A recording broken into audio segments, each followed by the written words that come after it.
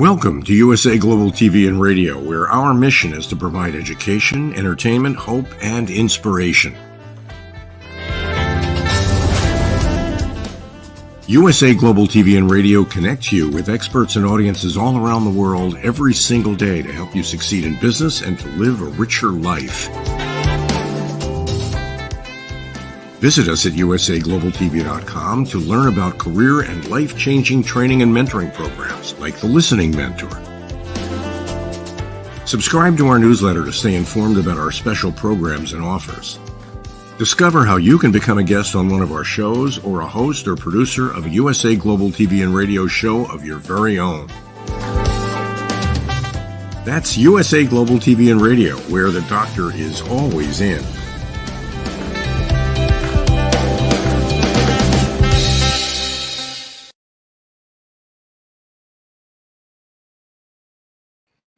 Hi, red.olaughlin here. Welcome back to Talking Heads on the USA Global TV and Radio Network. We're almost in the middle of a 6-part series on cancer, its causes, and what options you might have.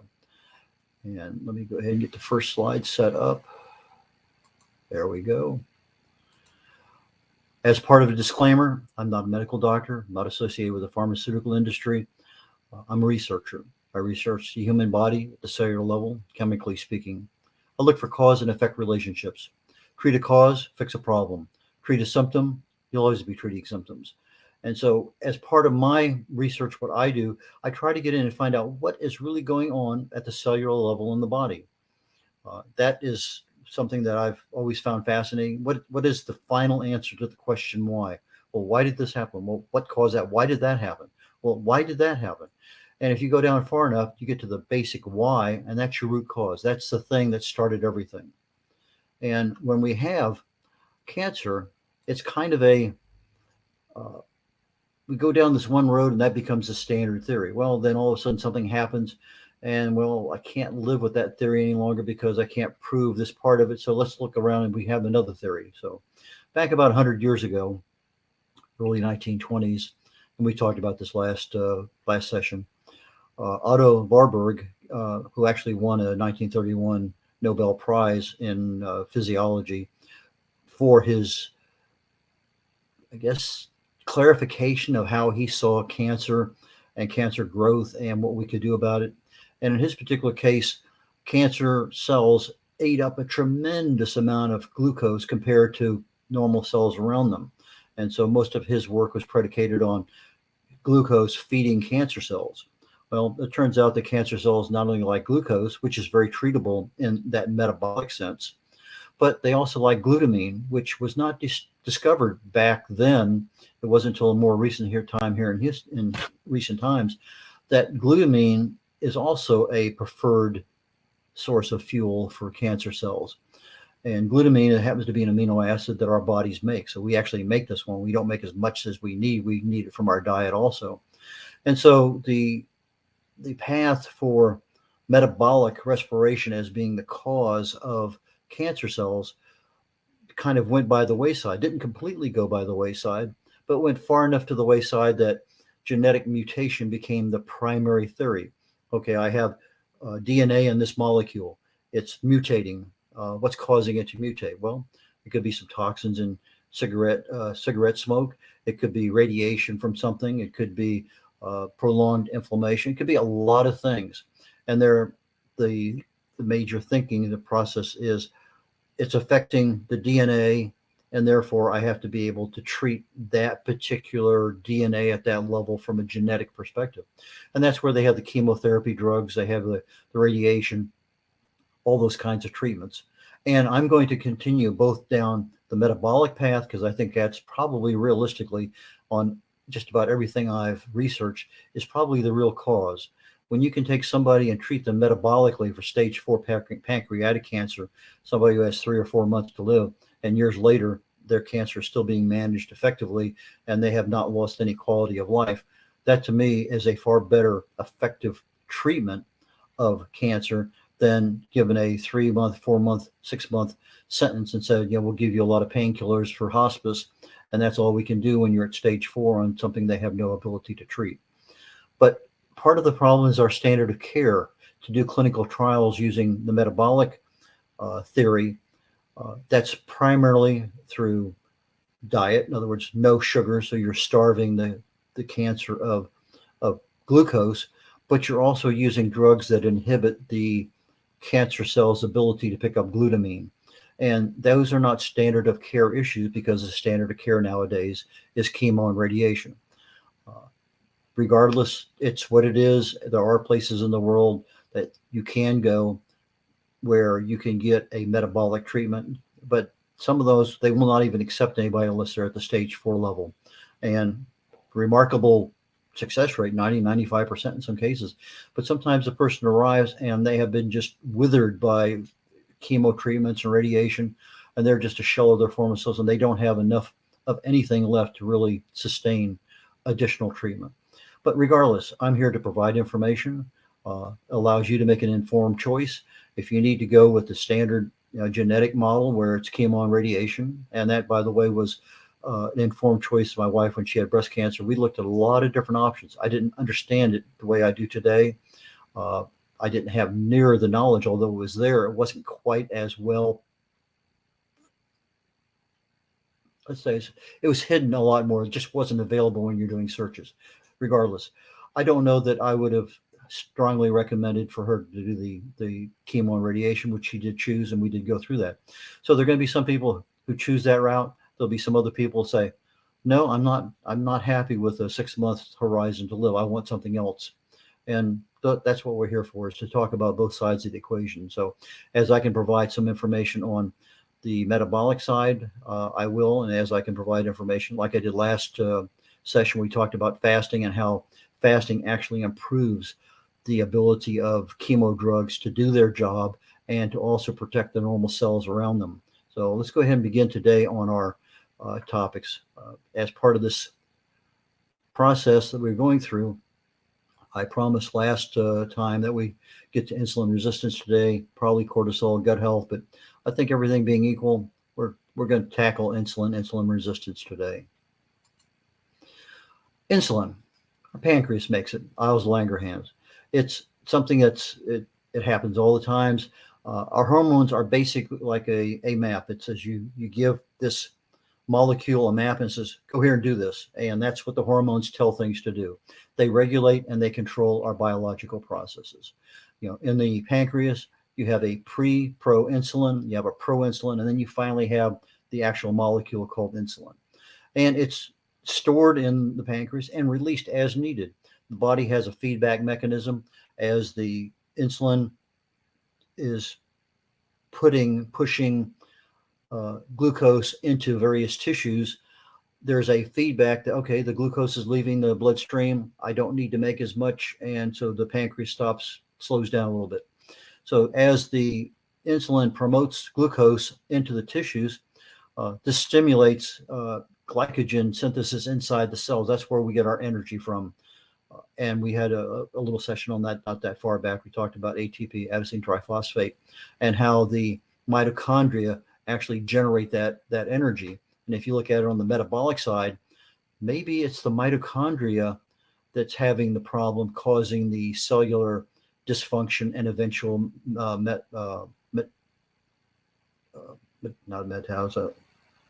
mutation. And if you look at it, that's the metabolic side. But if you look at it, well, the cell is mutating, that DNA is causing a cancer cell to develop. That's the genetic side of things. So you get back down to where the cell is actually producing energy.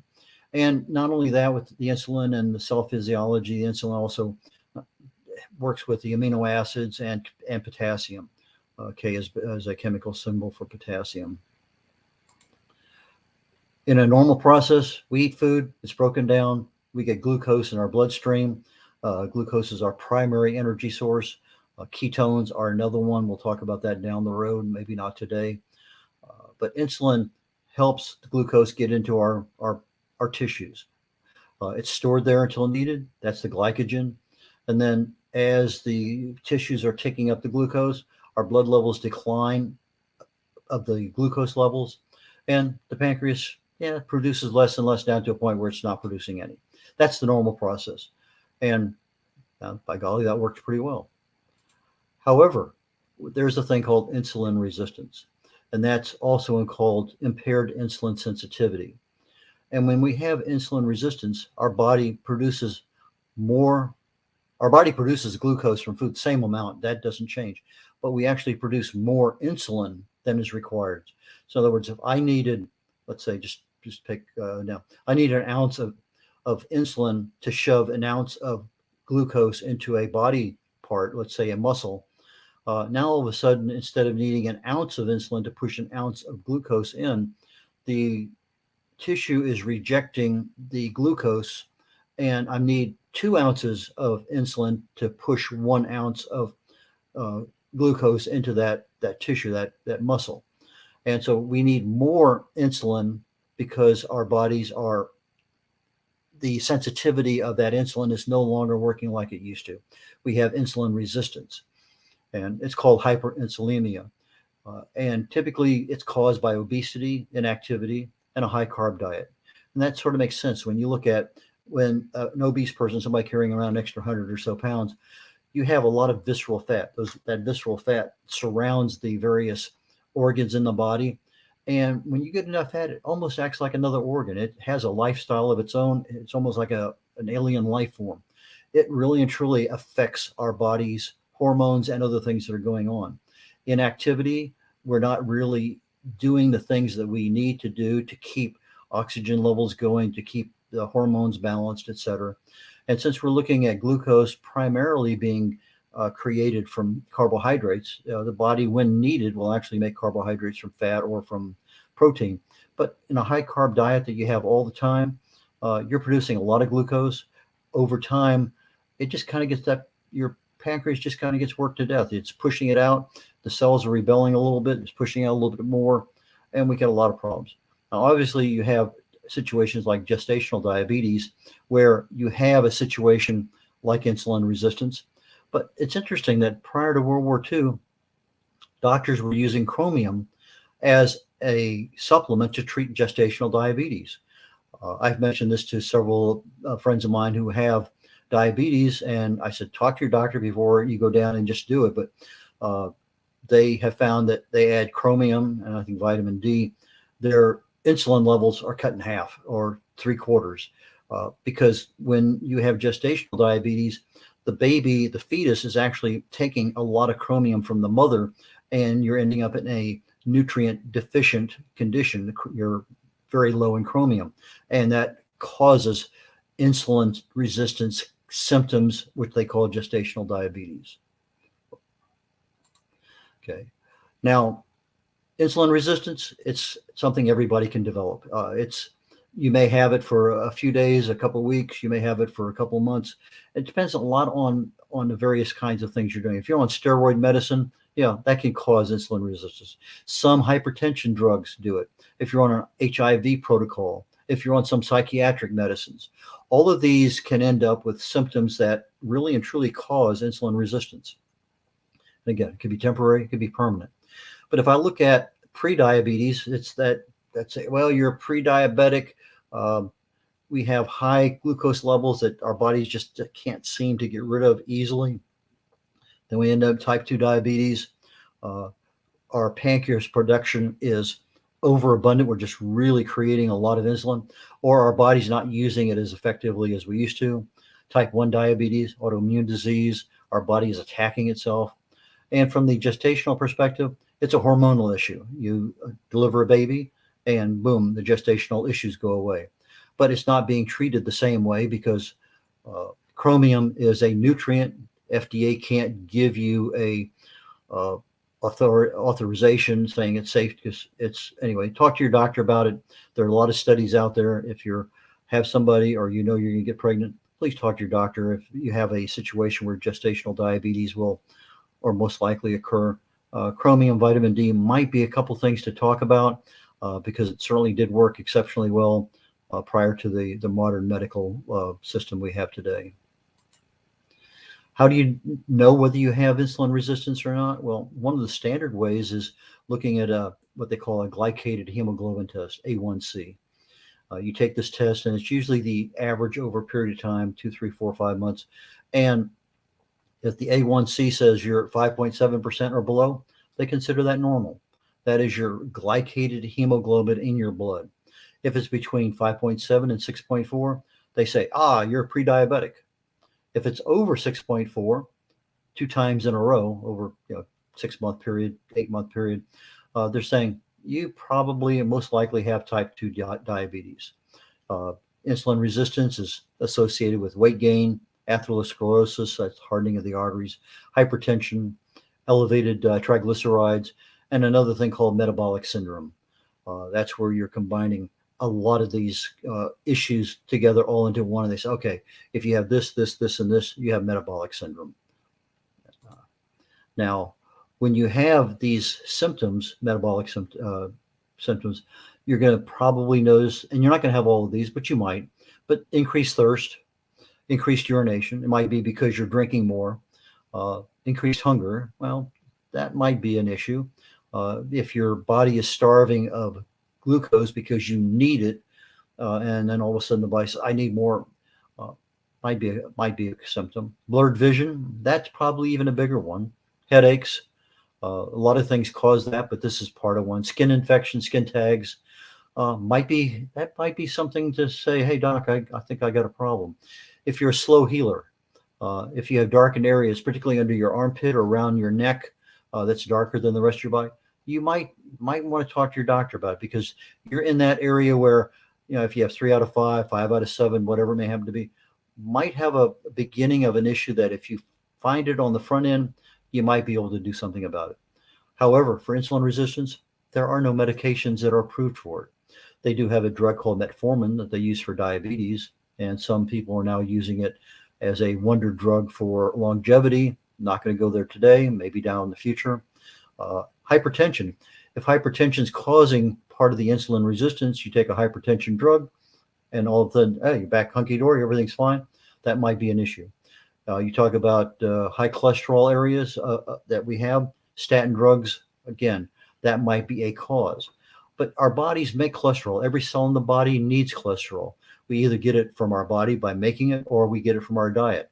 If we are getting it because our bodies are making it, our diet has no effect on it. If our diet is our primary source, our body's going to make less and less of it, and it's going to balance out at a certain area.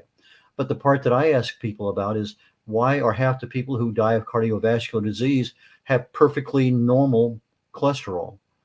They don't have high cholesterol that says, hey, this is an indicator of cardiovascular disease. There seems to be a disconnect there. I think there are a lot of other tests out there that's going to be much better for determining that. But statin drugs may have their place. And maybe if your cholesterol gets really, really high, it might be a way of addressing it.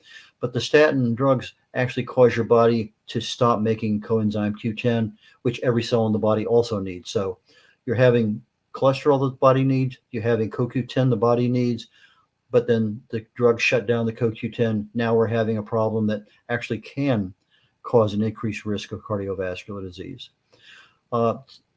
Increase insulin resistance. I've seen several articles, read several, on fasting as a treatment for it. Most of the time, they seem to be fairly good, that maybe an intermittent fast is going to work very well for somebody. Maybe a prolonged fast, 36, 48, 90 hours might be a better treatment. But again, anytime you're doing something like this, especially if you're on any kind of prescription meds, this has to be something you coordinate with your doctor. This is not something you just want to jump out. I do a 72-hour fast every month, but if you're jumping into a fast, even if it's just an 18 hours on, 8 hours off, talk to your doctor first, because there may be some issues with your meds that you need to know about first. If you can't get to your doctor in a timely manner, talk to your pharmacist. They're a wealth of information on what the drugs do in the body and what options you have. It's interesting. I go in there and I rarely pick up a drug, but one of the things I always like to ask is, says, can I drink and drive with this drug? And the 9 times out of 10, they'll look at the drug and they're not even thinking yeah, you can. And I said, okay, you're telling me I can go drink and drive and take this medicine. And then all of a sudden okay, no, you can't, you should not. So sometimes you have to repeat questions to people because they're already, their mindset is a certain way. You ask a question that gets them in that mindset. And So sometimes you have to ask a question twice or maybe two different ways. Insulin-like growth factors. We've talked about human growth factor a while. When we're young, it's what causes us to grow. It's the control of everything in our life. As we get older, we make less and less. It's something that we can stimulate primarily through fasting more than anything else. High intensity exercise also causes an increase in human growth hormone. But there are other growth hormones. Insulin-like growth hormone number one is a protein structure that looks a lot like insulin, and it works in some regards like insulin. It promotes normal growth just like HGH, but it's more relegated to the here and now, whereas HGH looks at the longer term. Insulin-like growth factor primarily produced in the liver. We have situations, if I have low levels of IGH, then I may have some problems, but if these happen when I'm young, I'm going to see growth development issues. If they happen later on in life, I'm going to see bone density, muscle mass issues. Those things are generally, if you have too little or too much at the infant stage, they're going to be found out pretty quickly, and you're going to see things, and they are treatable most of the time. And when I'm looking at having high areas, in other words, I may now have hyperinsulinemia. In other words, I end up with diabetes or obesity.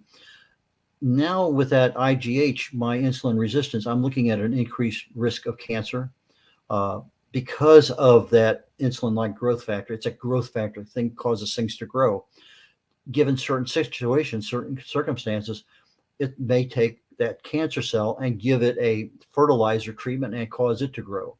A lot of areas in there for insulin and cancer in the future. I'm looking at that right now. I'm looking at mTOR, mammalian target of rapamycin, autophagy we've talked about in the past.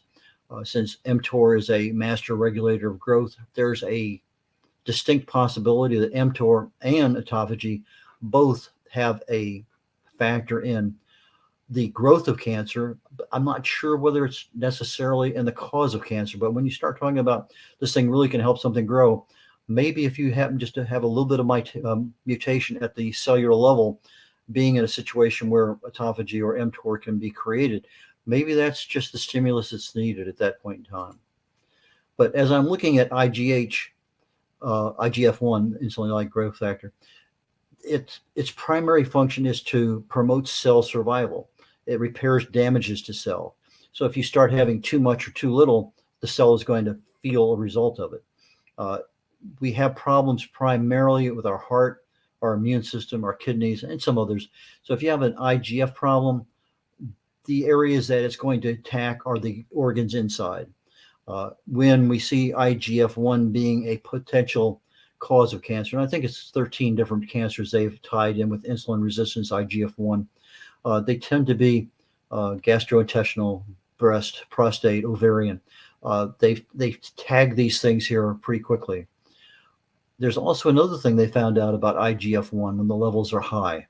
The chemotherapy doesn't work as well. It inhibits the ability of the chemo drug to come in contact with the mutated cell. Just like fasting, we said fasting for 24 to 48 to 72 hours increases the potency of the chemo and protection levels of the normal cells around it. IGF-1 is one of those hormones that as we get older, we make less and less. So we're looking for things that as I get older, I'm making less. Well, there are foods that I can eat that I can increase my IGF levels. You know, Dr. Google, Dr. YouTube has a lot of information to how to increase IGF, or if you have too much, how to decrease IGF. Again, a topic that you really and truly want to talk to your doctor about if you're on any kind of medicine whatsoever. We see frailty in elderly people. And this, again, is a result of the IGF levels declining from very high levels when we're teenagers, early 20s, 30s. As we get into our 40s, 50s, 60s, we're seeing a lot of things. We see increased fat mass. We see that little roll around our belly. We see increased cardiovascular disease, the risk of that. Our muscle mass, we just don't have those nicely toned muscles anymore. We don't have the ability for strength, for balance, for flexibility. Our cognitive ability is challenged more. Bone density becomes an issue. You start trying to do some of the exercises and stretches you used to do, your joint mobility is not there. Again, fasting is an option. Whether intermittent fasting, prolonged fasting is the best one for you. It depends on, what are your other diseases you might have if you have none. Do you have issues with obesity? Do you have issues with hypertension? Again, it's not something you want to jump into without knowing the big picture. And so those are things that need to be looked at. If I'm looking at the insulin resistance, how does that really and truly affect me and my ability to become a cancer carrier? Well, if I have insulin resistance, my inflammation is increased. I know that almost all disease starts at the cellular level from chronic low-level cellular inflammation.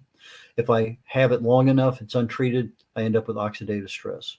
Well, when I have increased insulin for long periods of time, I start storing a lot of fat. That's what insulin does. It loves to, along with cortisol from stress hormone, it loves to store fat.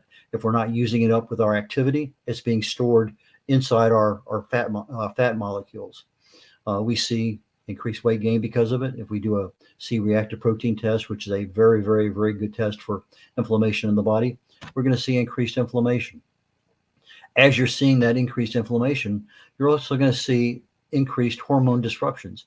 Hormones that used to operate normally when you're in that oxidative stress level and other things are happening, whether it be from nutritional deficiencies or other issues, toxins, etc. You're going to see hormones that aren't operating the way they're supposed to. It also has, because of that insulin resistance, we don't have that ability that we used to have as we're trying to break down our fat cells and use the energy from our fat cells. They're just not doing it the way they used to. I mentioned earlier, there's at least 13 known cancers that they're associated with insulin resistance. And insulin resistance usually starts with diabetes, hypertension, cardiovascular. So if you have some of those and you're over 50 and you're noticing that, yeah, I might have insulin resistance because of these things, might be something to start paying attention to, that you might be at a higher risk for cancer. And that's kind of what this whole series is about. What should you be aware of? Well, the thing that I would be more concerned about is that if I end up in a situation where I have diabetes, hypertension, obesity, etc., my risk of catching cancer, regardless of which one it is more. Now, that whether it's mTOR, autophagy, insulin, IGF, it doesn't matter. Cancer cells are going to grow. We can tackle autophagy and mTOR fairly easily with diet. We can tackle insulin resistance with diet and fasting. There's a lot of things that can tackle each individual one of these things, but there's no simple one thing you do, and that takes care of all of it. But there's a lot of stuff out there that if you're doing let's say that you're increasing your fasting to improve your autophagy. Now you're fasting 20 hours a day, or you're doing one meal a day. So basically a 23 and a half hour fast.